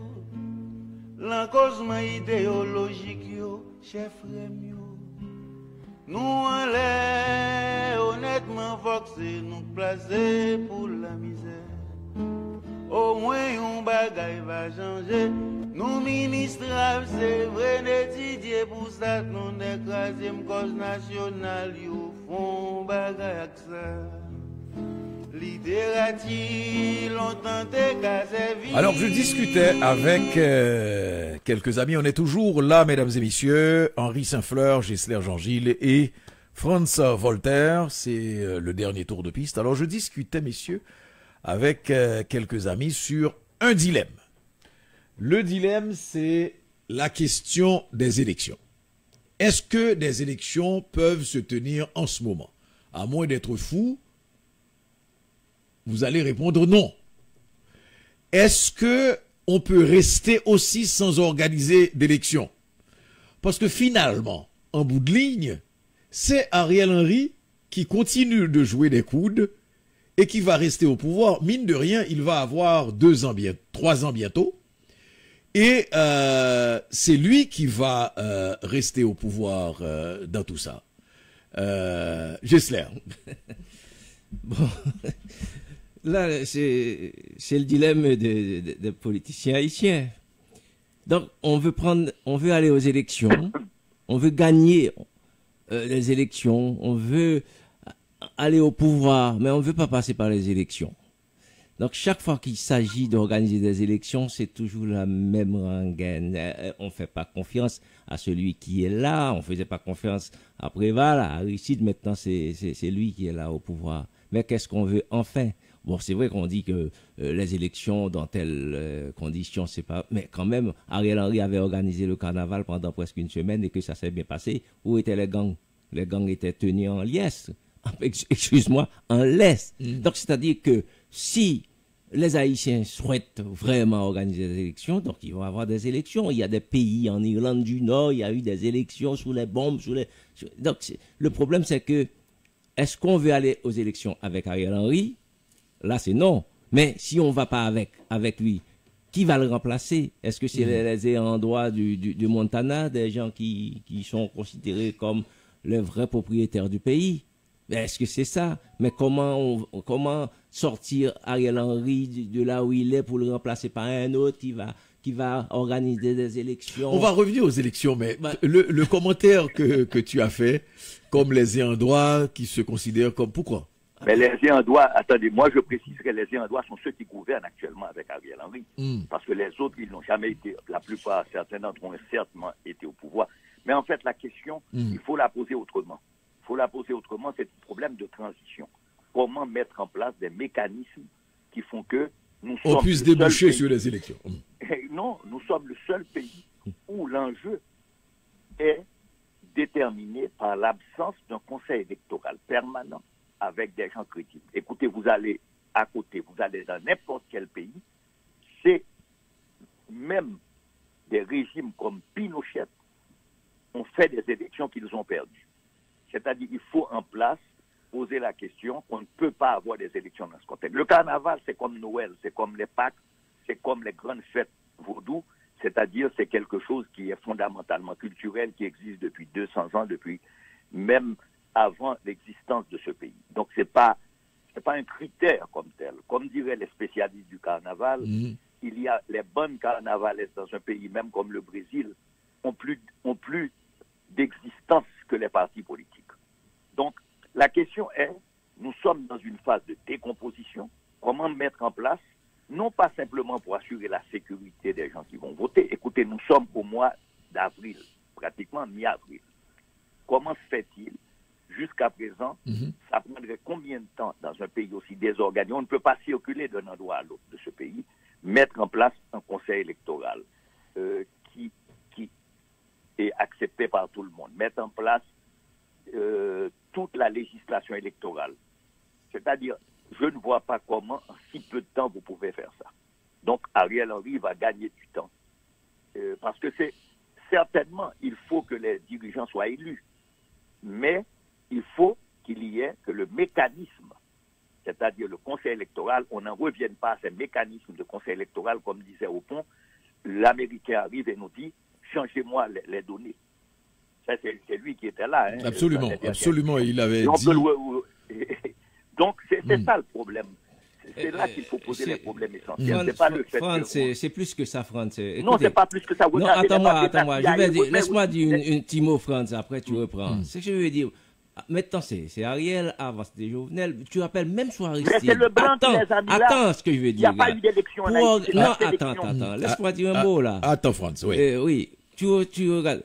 Par exemple, en 90, bon, Aristide a eu un mandat pour changer. On lui a pas permis de mettre les institutions sur place. 9 mois après, il est viré. Donc, il est revenu. Ça s'est mal passé parce que, donc, Préval, c'est probablement de tous ceux qui sont passés au pouvoir, celui qui est resté au moins 10 ans ferme, mais en 2 mandats, tu comprends? On n'a même pas permis à Préval, qui avait quand même une majorité. Il était le chef de l'exécutif, mais il y avait sa majorité au Parlement. Mais les intrigues politiciennes au Parlement fait en sorte que Préval n'a jamais pu profiter pour mettre un Premier ministre. Non, même pour un Premier ministre, mais pour installer un conseil électoral permanent. Regarde, 36 ans plus tard, on est encore dans le provisoire. Mais après Préval, Martelly, on peut dire... tu veux, mais il était le président, il y avait... mais là, tu rejoins France. Oui, mais pourquoi on a cette difficulté à s'entendre pour installer nos institutions? C'est le rapport de force qu'il y a qui font que, comme disait le sénateur Biden à l'époque, il disait, Haïti, et il reprend ce qui a toujours été là. Vous savez, même pendant l'occupation américaine, ce sont, jusqu'à présent, ceux qui déterminent le cours des événements politiques en Haïti, qu'il n'y a pas de marge même d'autonomie. Et ça, c'est un grand problème. C'est-à-dire quand vous avez des dirigeants qui sont mis en place pour conserver le statu quo. Parce que, d'un côté, moi je me rappelle tous ces débats qu'il y a eu au moment où on allait décider que c'est Martelly. C'est-à-dire les gens disaient, mais Martelly n'est pas éligible, ne serait-ce que par les normes. Mais quand on a décidé qu'il serait là, le prochain président, voilà. Alors là, c'est un énorme problème. On a des législations qui font que dans ce pays, il y a une centaine de partis politiques. C'est absolument aberrant. C'est-à-dire qu'il y a des règles qu'il faut établir pour normaliser le pays. Vous vous rappelez, quand Léopold Sédar Senghor était président du Sénégal, il avait pris une norme, il disait qu'il ne peut pas y avoir plus de 4 partis politiques dans le pays. Donc, il y a des règles à mettre, et sans ces règles, et notamment sans la transformation du système de justice en Haïti, on n'allait nulle part. On l'a vu, là, c'est-à-dire on n'allait nulle part. Moi, je pense. Ça va, mais moutatis moutandi, on va répéter les mêmes choses. Ce n'est pas les Haïtiens qui sont là, c'est des décisions d'avoir un type de personnel politique et qu'on met en place.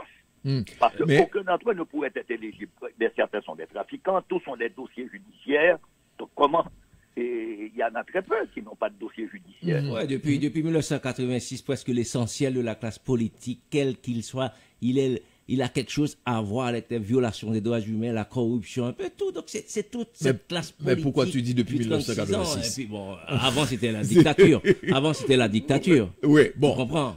Mais ce qu'il y a, au-delà de toutes les considérations qu'on peut avoir, il y a aussi un renouvellement de la classe politique. Et moi, j'espérais, et c'est ce que je voyais venir avec la dynamique Côte-Cop Petro-Caribéa.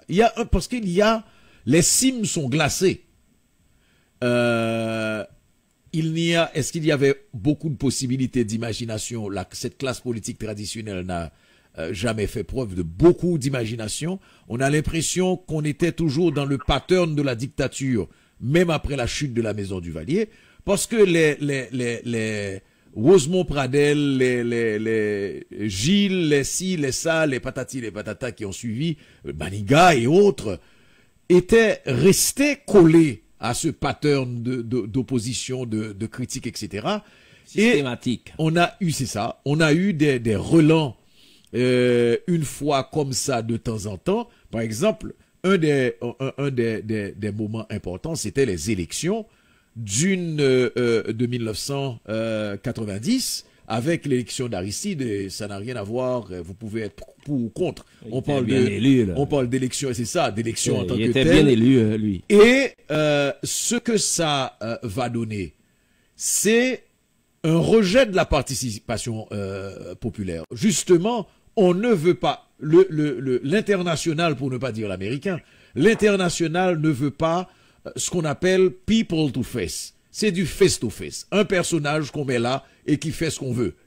Et c'est un peu, 1990, c'était, après 30 ans de dictature, c'était un accès à la citoyenneté. Et c'est cet accès à la citoyenneté de la population, du peuple haïtien, qui va motiver toute la résistance. On nous dira, ah, c'est parce que les Américains ont voulu ramener Aristide. Non! Ce qui existait comme dynamique sur le terrain a forcé la main aussi aux démocrates. C'est vrai que c'est les républiques. Au retour, donc, il s'est brouillé avec ceux qui l'avaient soutenu durant l'exil. Le problème, moi, personnellement, je pense que les Haïtiens non, sont ça pas veut des dire, démocrates. en un mot pour terminer. Ce sont des gens qui respectent pas les lois haïtiennes ni les constitutions haïtiennes. Qui ne sont pas des démocrates? En Haïti. Regarde, tous ceux qui ont eu à prendre parole au nom du pays, c'est-à-dire les partis politiques, etc. Ils en ont fait une question personnelle. Donc, quand est arrivé un moment où c'est pas les idées qui dominent, que c'est les intérêts personnels, donc mais là tu poses quelque chose. Oui. Gisler, c'est un peu le loup d'un peu partout. Hein. Oui, c'est pas là le problème. Le problème, c'est qu'il faut quand même des structures. C'est ça. C'est les institutions. Ce que vous allez, n'importe qui arrive là, puisqu'il n'y a pas de culture, je suis d'accord avec toi, il n'y a pas de culture, ce que j'appellerais démocratique. Il n'y a pas une culture de la citoyenneté, parce qu'au moment où ça aurait pu se passer, effectivement, il y a eu des interruptions, et là, c'est un problème. Écoutez, c'est la même chose actuellement. On veut qu'Ariel Henry organise des élections. Or, c'est le seul cas dans toutes les Amériques, et un peu partout aussi on pourrait ajouter, qu'il n'y a aucun élu du CASEC à la primature qui est là. On a créé des institutions hors constitution, comme ce Haut Conseil de la Transition, que c'est Mme Laline qui l'a créé avant son départ. On se rappelle, quand elle est allée pousser à faire participer Mme Baniga, récupérer un pasteur protestant et un homme venu des milieux d'affaires. C'est-à-dire, en fait, on est face à un problème majeur. Si nous voulons sortir, je ne sais pas si nous pouvons sortir, je dis si nous voulons au moins sortir, d'avoir la volonté, il faut mettre en place des mécanismes qui permettent, je dirais, de pouvoir sélectionner des critères qui permettent de voir qui peuvent être éligibles. Et donc, n'importe qui ne peut pas être ni un trafiquant, ni quelqu'un comme à un moment donné, on voyait que même barbecue où X personnes, dit-elle l'homme, peut avoir l'idée, dit, bon, moi, je pourrais être très bien député, magistrat, etc., etc. Donc, il faut mettre des critères en place. Si vous n'avez pas ça, on mais il y a une chose parce qu'on ne gouverne pas dans le vitesse. Moi, je pensais que c'est vrai toute la réalité que vous évoquiez, mais il y a la question du pouvoir, c'est-à-dire au-delà des institutions, parce qu'à un certain moment, on a quand même eu des moments où il y avait des institutions qui étaient là, et ça n'a pas empêché la tentation hégémonique de la présidence ou de gérer seul, par exemple, et de prendre toutes les décisions. C'est une approche du pouvoir et des institutions fortes, mais une approche du pouvoir qui vienne à la base, et c'est pour ça que j'ai parlé de renouvellement de la classe politique, avec une autre façon de voir le pouvoir, une autre façon de voir la notion de chef, parce qu'il y a la notion de pouvoir, il y a la notion de chef, la gestion de ce pouvoir qui est donné par le peuple. Ce pouvoir est donné sur la base de quoi? Quelle est la possibilité, à l'intérieur aussi de ces espaces de pouvoir, de ces partis politiques, etc., la rotation, la remise en question, le débat. Il nous faut construire cette culture politique. Il nous faut revenir à des tentations, pas des tentations, à des ouvertures, à des débuts qu'on a eu, des débuts extrêmement intéressants après 1986, où la parole était libérée, mais où les pratiques aussi tendaient à changer, alors qu'on est revenu aux pratiques anciennes parce que on a l'impression que c'est ce qui rapporte. Oui, mais comme Franz a dit, que j'y adhère tout à fait, qu'on n'a pas cette culture de démocratique. Ça veut dire que d'abord, il faut commencer, que l'Haïtien commence par aimer Haïti, parce que quand on aime un pays, il y a des décisions, il y a des actions, des agissements que l'on n'a pas. Par exemple, si tu prends la République dominicaine, que tu connais très bien, lorsque, aux dernières élections, peut-être Franz peut confirmer, avec Peña Gómez, qui était en bonne position, et que, pour des raisons de racisme, que les deux rivaux, comment ils s'appellent, ils sont morts les deux, là, Balaguer et Juan Bosch. Donc, et ils voulaient vraiment pas que Peña rentre comme président pour ses origines haïtiennes, sa couleur de peau. Mais ils se sont arrangés entre eux pour écarter Peña. Pendant ce temps, donc ils ont fait une sorte de conciliabule. C'est toi maintenant, dans 2 ans c'est moi. C'est ça. Au lieu de faire un mandat de 4 ans, ça a été un mandat tout ça, coupé en 2. Et même aux États-Unis en 2000, Gore, qui avait gagné l'élection, pour sauver les institutions américaines, quelque chose comme ça, il a décidé de se retirer. Mais penses-tu qu'un Haïtien qui a gagné et puis qui se serait retiré comme ça, il aurait brûlé le pays? Il aurait brûlé le pays. J'espère, non. Pour brûler le pays, il faut avoir les moyens. C'est-à-dire, non, c'est pas moi. Je crois que nous sommes sortis de la dictature où il y avait des institutions, entre guillemets, groupées autour de la présidence. Ouais. Et durant les 29 années de la dictature, c'était pour les Duvalier de se maintenir au pouvoir. Et pour se maintenir au pouvoir, c'est-à-dire de faire prendre un certain nombre de mesures. Vous savez, nous avons des archives au bureau où l'on se rend compte que les rapports policiers, les rapports qu'ils avaient, la dictature devait avoir tout un système d'information pour savoir qui allait dans telle partie du pays, qui sortait là. Effectivement, la différence qu'il y a, c'est qu'il n'y a pas eu de projet économique pour sortir le pays et pour transformer le pays. Et ça, c'est un problème important si on compare Haïti et la République dominicaine. Le dictateur Trujillo était à la fois Al Capone, était à la fois, je dirais presque Hitler, dans son mode de fonctionnement, mais il était aussi Rockefeller. C'est-à-dire, il aspirait, évidemment, quand il est parti, pratiquement 70% ou 60% du territoire de la République dominicaine lui appartenait. Ce qui a donné les moyens, en nationalisant les biens des Trujillo, à l'État les moyens d'entrer dans une nouvelle dynamique. Or, Duvalier avait tous les pouvoirs. Et on se demande, mais en fait, pourquoi il n'a pas amorcé un développement économique dans le pays? Il avait tous les pouvoirs entre les mains et des circonstances favorables. Mais là encore, on avait affaire à une dictature rétrograde, une dictature qui elle-même a été une perte énorme, puisque, contrairement à la République dominicaine, où on poursuivait les dirigeants politiques, mais il y a eu la création d'universités, la création d'écoles techniques, la création parce que, effectivement, pour passer à la modernité, il faut, pour gérer des usines, il faut former des gens, il faut tout un processus éducatif qu'on n'a pas mis en place. Et donc, nous payons ce prix, nous payons le prix de l'exil massif des professionnels, des techniciens, des ouvriers qualifiés et de la population peut-être la plus dynamique, celle qui choisissait de partir parce que c'était peut-être un des seuls choix qu'elle avait. Donc aujourd'hui, on paye ce prix énorme. Et ça, c'est un gros problème pour sortir de la situation où nous sommes. Donc, il n'y a pas eu d'urbanisation. Écoutez, ça n'avait rien à voir avec...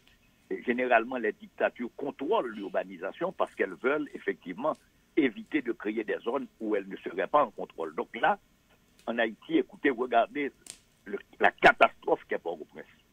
Passer de 250 000 habitants en 1957 à 1 million à la chute des Duvaliers, et puis après, dans le chaos, une sorte d'urbanisation massive sans contrôle. Donc, nous payons ce prix-là. Moi, Franz, moi, je pense que, pour finir, il n'est pas loin, une petite dernière que je dis, c'est que, comme tu as dit, Mano, donc, il faut la relève. La relève, c'est les jeunes. Donc, les jeunes, c'est par l'école qu'on les forme par exemple, à des écoles techniques supérieures pour devenir de futurs administrateurs. C'est ça, et puis qu'on les forme à l'amour du pays, donc, au respect des institutions démocratiques, des institutions républicaines, au partage. Peut-être c'est un petit peu fleur bleue, mais actuellement, quelqu'un qui n'est pas content, il met le feu. Bon, on ne peut pas avancer comme ça. Donc, il faut retourner aux fondamentaux. C'est par l'école que ça commence, mais nos écoles, il faut qu'il y ait des enseignants compétents et puis qui soient bien rémunérés pour. Bon, et moi je crois, puisque il faut mettre un terme à cette émission, moi je crois que l'espoir qu'il y a dans tout ça, c'est que j'ai senti qu'il y a des choses, honnêtement, ne serait-ce que la réaction par rapport à Prosper Avril aujourd'hui, dans tout le marasme qu'on connaît, etc., ça fait ma journée. C'est-à-dire qu'il y a des moments où il faut réagir par rapport à l'inacceptable, tu comprends? Est-ce que la situation en soi est inacceptable? Oui, mais quand tu as, comme tu l'as souligné, une foire qui au cours ça va faire bientôt 20 ans là, et si c'est pas déjà le cas, c'est qui est devenu une référence, etc., etc., et qui te glisse un événement du genre, et qu'il y ait des gens qui disent non. Moi, je crois que il faut savoir dire non. Il faut, et la construction part de là. La construction part du fait qu'il y a des choses qui sont inacceptables et que la conjoncture ne nous fera pas accepter. Comme par exemple le fait qu'on veuille absolument qu'il y ait des élections avec des gens qui sont là et qui, on le sait déjà, vont nous donner des élections exactement à leur mesure, dans leur perspective politique, etc. Parce que tout simplement, il faut mettre fin à la crise, il faut trouver une entente. Oui, il faut s'asseoir. Oui, il faut discuter. Oui, il faut trouver une entente. Mais au fond, c'est le peuple qui choisit. Donc, on laisser les gens aller aux élections, puis le peuple choisira, mais il y en a qui n'iront pas de toute façon parce qu'ils sont pas sûrs de gagner. Oui, mais tu oublies une chose, ce n'est pas le peuple qui choisit depuis ces dernières années. Moi, je me rappelle tous ces débats lors des élections de Martinique où les gens disent, ils ont dit à l'ambassade américaine, mais enfin, pourquoi nous devons aller voter? De toute façon, c'est vous qui les nommez. Donc, on ne peut pas voter pour quelqu'un que vous allez écarter et que vous allez jouer sur ça. Donc, c'est pourquoi la question fondamentale, si vous avez des élections qui sont crédibles, les gens participent. Si vous n'avez pas des élections qui sont crédibles, les gens ne sont pas fous non plus. Les gens sont aussi conscients que vous et moi, que celles-ci, les élections sont arrangées, ils disent pourquoi on irait aux élections. Ils estiment que c'est une perte de temps. Merci beaucoup, Franz Voltaire. Allez, bonne journée. Bye bye, bon week-end. Merci, Gessler. Merci. À samedi. Ah, on l'espère. Merci, Henri. À samedi. Oui. Bon, et toi, on va peut-être se rencontrer encore, je sais pas, pendant la semaine. C'est possible. Semaine, oui, il y a de fortes chances. Bon, allez. Jess Pierre était avec nous en contrôle technique. Il faut remercier Corny Mézier qui était là. Il faut rappeler, remercier Ghislaine Hébert. Il faut aussi remercier notre Harold Faustin qui a passé un très bon moment avec nous. Bye bye. Jean-Ernest Pierre devrait être avec vous la semaine prochaine, samedi prochain j'espère. Sinon je serai, de toute façon je serai là. Bye bye.